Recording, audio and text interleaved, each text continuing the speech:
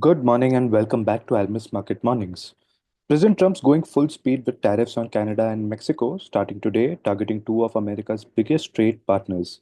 He's also adding tariffs on foreign farm products from April 2nd, and just for context, the US had a $49 billion farm trade gap last year. Meanwhile, OPEC Plus is pumping more oil, which is up by 138,000 barrels per day, pushing Brent down 2.5%, and the dollar index took a dip yesterday as well. JK, what's behind all these moves? Good morning, Swaraj. I think the tariff, which is likely to come into effect from today, uh, is the most in the minds of the traders as they sold off stocks, and they also sold the related currencies, Canadian dollar and Mexico, which hit 1 month lows. I mean, now the market actually doesn't hope for any change because the categorical statement made by Trump, although the Commerce Secretary did say on Sunday that, um, Trump would decide whether to stick with 25% level or lower. So market is actually going with the worst case scenario being assumed. But beyond the tariff news, there are a lot of other things that have been happening. One of the things was, of course, the OPEC deciding to increase the output, and that had a big impact on the oil price, falling by more than 2.1%. And this is also happening at a time when the economies are slowing down. U.S. economy is particularly slowing down.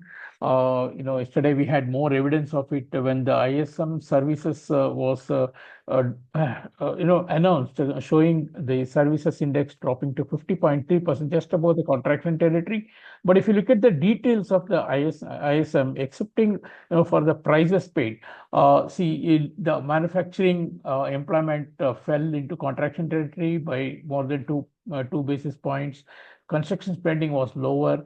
New orders were much lower, almost 6 points. And then the contrasting was the prices paid, which jumped nearly 8 basis points. So we have clearly a stagflationary indication from this report once again. So we have already seen a lot of data. Every day we are mentioning about the series of the weak data that is coming out of US, and a lot of it is, of course, related to the tariff that is coming, and also the layoffs that is actually happening in the US after the Doge took over, and so that actually put the tariff news plus this news actually saw the US index drop quite heavily after being in the positive territory earlier in the day. And if you look at Nasdaq, it has already lost nearly 10% from the recent peak. Add to all this the GDP Now model, which is published by the Atlanta Fed, now shows what first quarter GDP may be at minus 2.8%. Now this is drawing inspiration from the big rise in the trade deficit, government and consumption spending coming off on, just to compare, it was for fourth quarter, it was at 2.3% growth, and first quarter is now expected to be negative. Although this can be a one-off because of the tariff impact and all that, but the market cannot ignore this fact, because it was the US exceptionalism that was driving the markets both on the stocks and on the currency, and this is something that we cannot ignore. On the European side, there's a lot of things happening. First of all, UK and Europe together are going ahead with joint efforts to secure peace in the Ukraine region. At the same time, the German parliament is not leaving any stone unturned to get the ball rolling for increasing their defense capabilities. And it is happening in the Euro region as a whole. But in particular in Germany, we understand that as much as 400 to 450 billion would be spent additionally on defense, and another 400 billion may be spent on the infrastructure building as well. So there's a huge spending that the German government is looking to deploy, and that is actually been a big news in the financial market. The response from German Bund was big. German Bund yields rose by 10 basis points, while Euro had a very and strong day, moving from below 1.04 that was seen on Friday on Trump tariff news to almost 1.05. And side by side with this, we have also seen the yield difference between Germany and US has actually been narrowing down substantially. It is now almost down by 60 basis points from 2 months ago. That is also supporting the single currency. And this been a development that actually is driving the other currencies also higher, particularly the UK pound.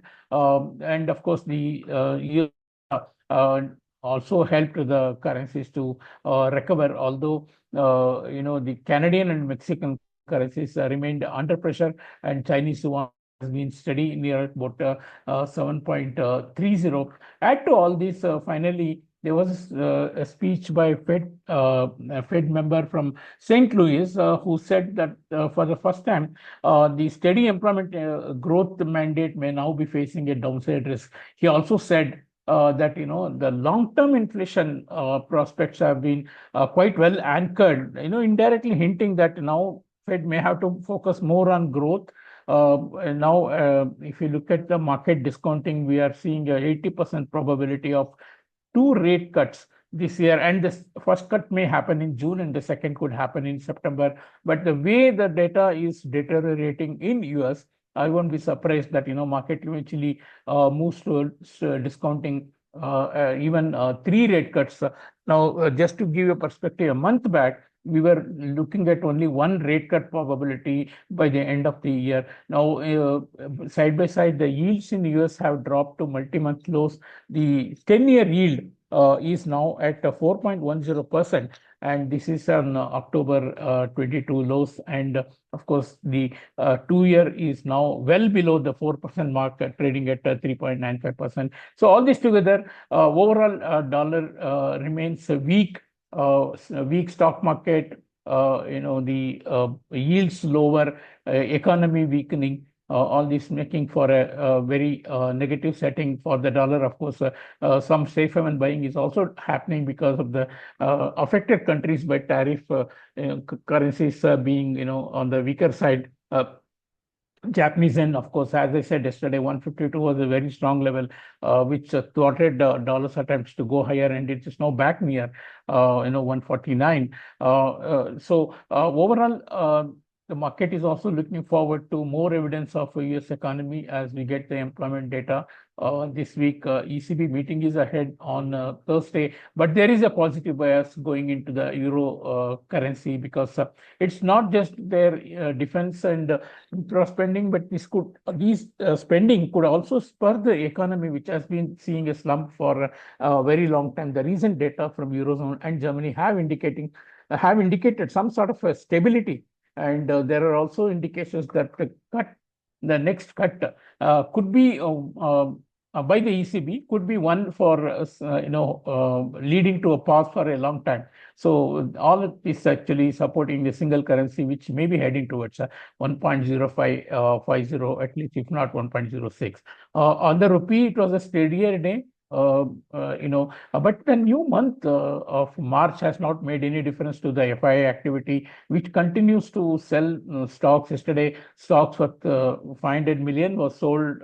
So we are seeing the outflows continuing. Although we also heard some MSCA related inflows, ongoing, and that has kept the market in balance. Overall, the rupee has seen some strength on the back of the dollar index weakness, but it still stays in the broad range of 87 and 87.5. And this could continue for some more time because the foreign investors' view on India is continuing to be quite subdued. And unless we see a stoppage of this big outflows, which has now gone on for more than 5 months, rupee will be remaining vulnerable. Of course, the investors in India we also not fully discounted the impact that the economy and companies may have when the reciprocal tariffs come into play next month.